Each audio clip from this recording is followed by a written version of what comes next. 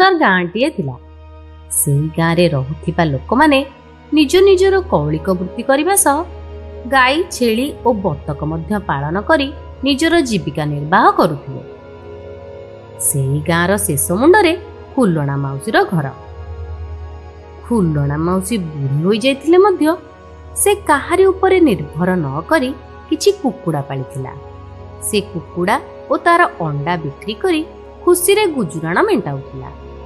ଗାଁର ଶେଷ ମୁଣ୍ଡକୁ ଫୁଲଣା ମାଉସୀର ଘର ପାଖରେ ବଡ଼ ବଣଟିଏ ଥିଲା। ସେହି ବଣରୁ ଗୋଟେ ବିଲୁଆ ଆସି ବୁଢ଼ୀ ରଖିଥିବା କୁକୁଡ଼ା ଭାଡ଼ିରୁ କୁକୁଡ଼ାଟିଏ ନେଇ ବଣକୁ ଚାଲିଗଲା।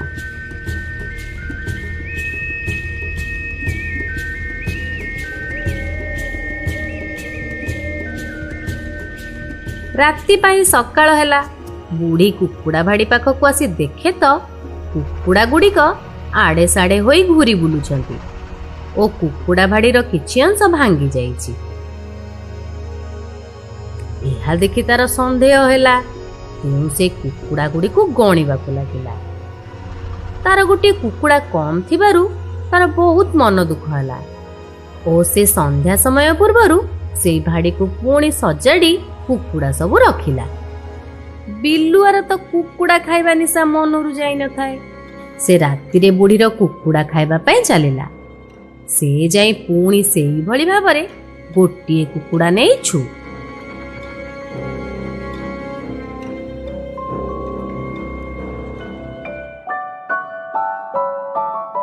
ତା ପରଦିନ ପୂର୍ବ ଦିନ ଭଳି କୁକୁଡ଼ା ମାନେ ବାହାରେ ବୁଲୁଛନ୍ତି। ବୁଢ଼ୀ କୁକୁଡ଼ା ଗଣିଲା ବେଳକୁ କୁକୁଡ଼ା ଗୋଟିଏ କମ୍ ଅଛି। ସେ ପୂର୍ବ ଭଳି ଭାଡ଼ିକୁ ସଜାଡ଼ି କୁକୁଡ଼ା ରଖିଲା।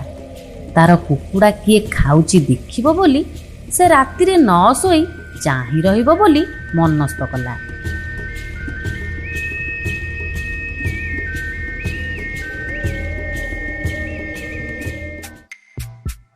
ଓହୋ, ରାତି ହେବାକୁ ଏତେ ସମୟ ଲାଗୁଛି?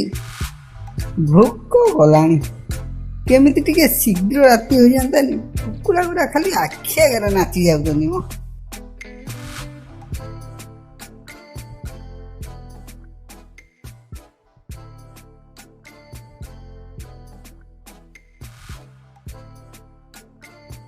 ଏତେ ରାତି ହେଲାଣି, କେହି ତ କୁଆଡୁ ଆସୁନାହାନ୍ତି।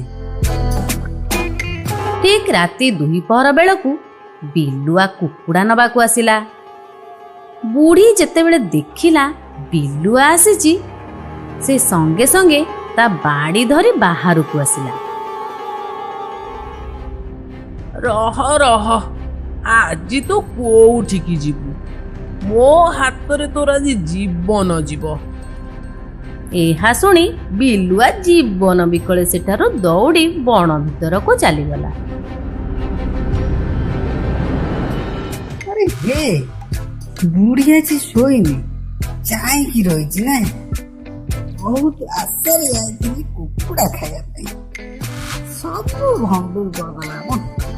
ହଉ, ଆଜି ସିନା ଖାଇପାରିବିନି, କାଲି ନିଶ୍ଚୟ ଖାଇବି।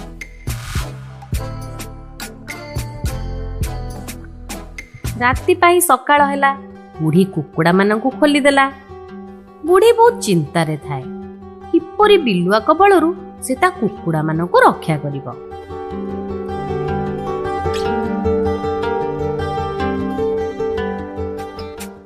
ସେ ସନ୍ଧ୍ୟା ବେଳେ କୁକୁଡ଼ା ସବୁ ଭାଡ଼ି ଭିତରେ ପୁରାଇ ଦେଲା ଓ କିଛି ଝାଟି ଆଣି କୁକୁଡ଼ା ଭାଡ଼ି ଚାରିକଡ଼େ ଦେଇଦେଲା। ଆଜି ତୁ କିପରି କୁକୁଡ଼ା ଖାଇବୁ ଦେଖିବି ମୁଁ। ଏହା କହି ବୁଢ଼ୀ ତା ଘର ଭିତରକୁ ଚାଲିଗଲା।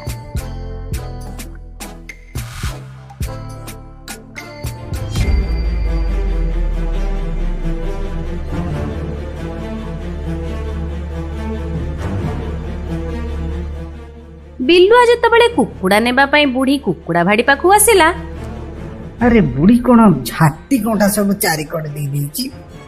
ସେ ବୋଧେ ଜାଣିନି ଏଇ ଝାଟି କଣ୍ଟାରେ ମୁଁ ସବୁଦିନେ କାରବାର ହୁଏ ବୋଲି।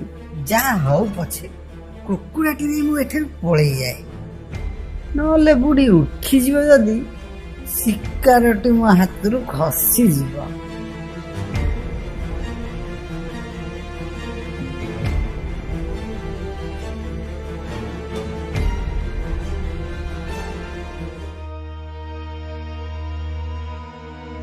ସକାଳୁ ବୁଢ଼ୀ ଦେଖେ ତ କୁକୁଡ଼ାମାନେ ବାହାରେ ବୁଲୁଛନ୍ତି ଓ କୁକୁଡ଼ାମାନଙ୍କ ମଧ୍ୟରୁ ଗୋଟିଏ କୁକୁଡ଼ା କମ୍ ଅଛି। ବୁଢ଼ୀ କିପରି ସେ ବିଲୁଆକୁ ପାନେ ଦେବ ସେ କଥା ଭାବିଲା।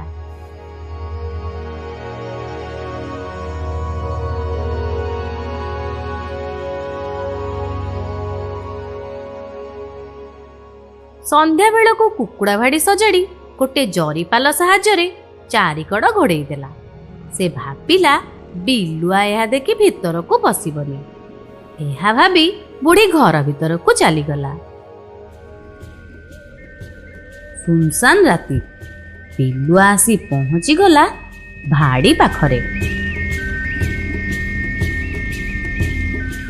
ଆରେ ବୁଢ଼ୀ କଣ କୁକୁଡ଼ା ଭାଡ଼ିକୁ ଜରିପାଲରେ ଘୋଡ଼େଇ ଦେଇଛି? ଓହୋ, ମୁଁ ଜାଣିପାରିବିନି ବୋଲି ନା। ମୁଁ କେତେ ଜରିଚୋରି କୁକୁଡ଼ା ଖାଇଛି, ଏଇଟା କଣ ମୋ ପାଇଁ ନୂଆ କଥା?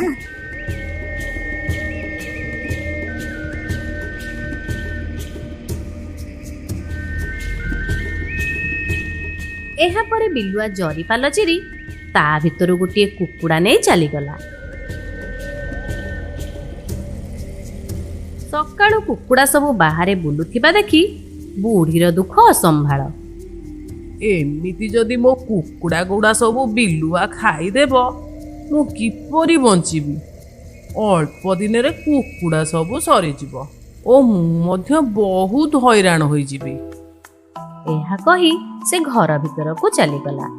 ସନ୍ଧ୍ୟା ବେଳକୁ ମାଉସୀ ଗୋଟିଏ ମାଠିଆ ଆଣି ସବୁଦିନ ପରି ତା ଗଛରେ ପାଣି ଦେଲା।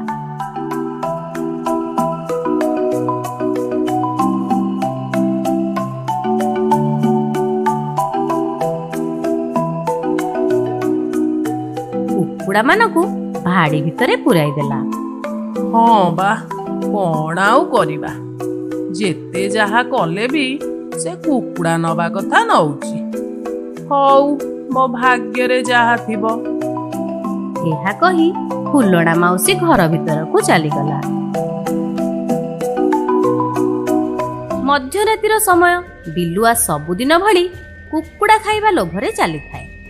ସେ ଆସି ପହଞ୍ଚି ଦେଖେ ତ କୁକୁଡ଼ା ଭାଡ଼ି ଆଗରେ ମାଠିଆଟିଏ ଥୁଆ ହୋଇଛି। ଆରେ ବୁଢ଼ୀ ମୋ ପାଇଁ କଣ ଏତେ ଚିନ୍ତା କରୁଛି? ଖାଇବା ତଣ୍ଟିରେ ଲାଗିଲେ ପାଣି ପିଇବି ବୋଲି କଣ ମାଠିଆରେ ପାଣି ପୁରେଇ ରଖିଛି ନା କଣ? ହଉ ଠିକ ଅଛି, ଆଜି ପାଣି ତ ପିଇନି, ଯାଉଛି ଆଗେ ଟିକେ ପାଣି ପିଇବି, ତାପରେ କୁକୁଡ଼ା ଖାଇବା କଥା ଚିନ୍ତା କରିବା।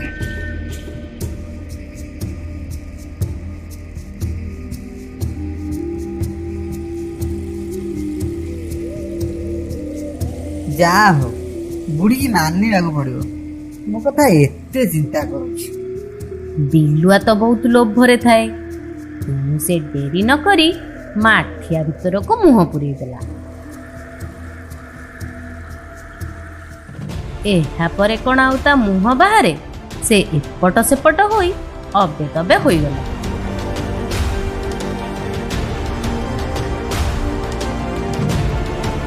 ବିଲୁଆ ରାତି ସାରା ବାଟ ନ ପାଇବାରୁ ଏପଟ ସେପଟ ହୋଇ ବୁଢ଼ୀ ଘର ଆଗରେ ଠିଆ ହୋଇଥିଲା।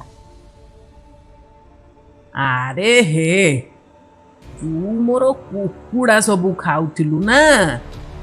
ଯେତେ ଚେଷ୍ଟା କଲେ ବି ତୁ ସବୁଦିନ ମୋ କୁକୁଡ଼ା ଗୋଟେ ଚୋରି କରୁଛୁ। ଆଜି କିନ୍ତୁ ମୋ ହାବୁଡ଼େ ପଡ଼ିଛୁ। ତତେ ମୁଁ ଆଜି ଜମାରୁ ଛାଡ଼ିବିନି, ଜୀବନରୁ ମାରିଦେବି। ଏହା କହି ବୁଢ଼ୀ ଗୋଡେଇ ଗୋଡେଇ ବହେ ପିଟି। ବିଲୁଆ ଜୀବନ ବିକଳରେ କହୁଥାଏ, ନାଇଁ ନାଇଁ ମାଉସୀ, ମୁଁ ଆଉ ଜମା ଆସିବିନି, ଦୟାକରି ମତେ ଆଜି ଛାଡ଼ିଦିଅ, ଆଉ ମାରନି। ଏହା କହି ବିଲୁଆ ମଧ୍ୟ ଦୌଡୁଥାଏ। ଏହାରି ଭିତରେ ହଠାତ୍ ବିଲୁଆ ଯାଇ ପାଖରେ ଥିବା ନଡ଼ିଆ ଗଛରେ ବାଡ଼େଇ ହୋଇଗଲା ଓ ତା ମୁଣ୍ଡରେ ଥିବା ମାଠିଆଟି ଅଧା ଭାଙ୍ଗିଗଲା ଓ ସେ ଜୀବନ ବିକଳେ ସେଠାରୁ ଦୌଡ଼ି ପଳାଇଗଲା। ଆଜି ମୋ ଜୀବନ ବଞ୍ଚିଗଲା ରେ। ବୁଢ଼ୀ ଯୋଉ ହିସାବରେ ରାଗିଥିଲା ସେ ତ ମାରି ଦେଇଥାନ୍ତା ଆଉ। ବୁଢ଼ୀ ଏତେ ଚାଲାକ ବୋଲି ମୁଁ କଣ ଆଉ ଜାଣିଛି? ନା, ଆଉ କୁକୁଡ଼ା ଖାଇବାକୁ ଆସିବି। ବୁଢ଼ୀ ଯଦି ମୋତେ ଏଥର ଧରିବ ମୋ ଜୀବନ ଯିବାଟା ଥୟ। ବୁଢ଼ୀର ମାଠିଆ ଭୁଲିବା ବିଲୁଆକୁ ମାଡ଼ ଦେବାରେ ବୁଢ଼ୀକୁ ବହୁତ କାମ ଦେଲା। ଏହାପରେ ସେଇଦିନ ଠାରୁ ପୁରଣା ମାଉସୀର କୁକୁଡ଼ା ଆଉ ଚୋରି ହେଲା ନାହିଁ। ତେଣୁ ସେ ଖୁସିରେ ଜୀବନଯାପନ କଲା।